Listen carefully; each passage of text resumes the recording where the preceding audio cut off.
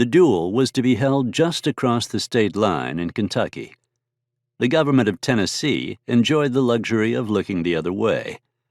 Although the illegal affair involved some of its more prominent citizens, their activities were taking place outside its legal jurisdiction. Kentucky would do the same, simply because the perpetrators would be out of the state as soon as it was over. And they were all a bunch of cussed Tennesseans anyway. The first group was in high spirits as they made their way to the agreed-upon dueling ground. 24 paces, you say? Asked Charles Dickinson, who was to be one of the principals in the duel. He said it with a smile on his face, as well he might, since it was a pointless question. He had already asked it a dozen times that morning, and received the same answer every time. Dickinson had finished reloading his pistol. He waved it toward a nearby tree. That tree looks to be standing about that many paces.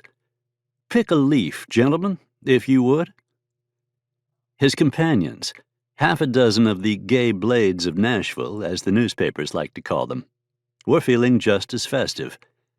After a short and energetic wrangle, they settled upon a particular and distinctive leaf. No sooner had they done so than the pistol in Dickinson's hand came up quickly and smoothly. The gun fired, and the leaf fluttered to the ground.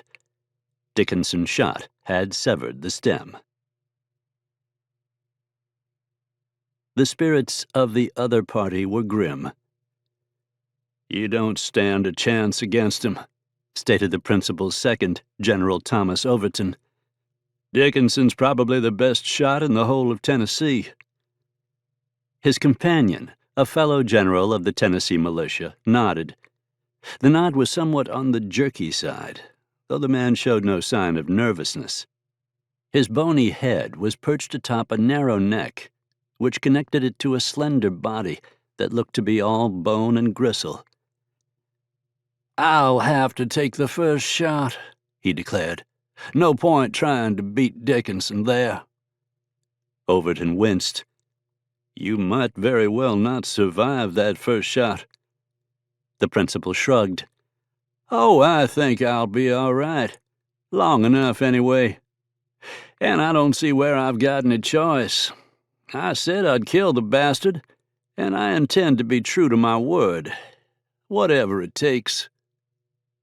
The surgeon who accompanied the two generals said nothing. He didn't even wince, although he'd be the one who'd have to keep the general alive afterward, if that was possible at all. There was no point in wincing. A man might as well wince at the movement of the tides.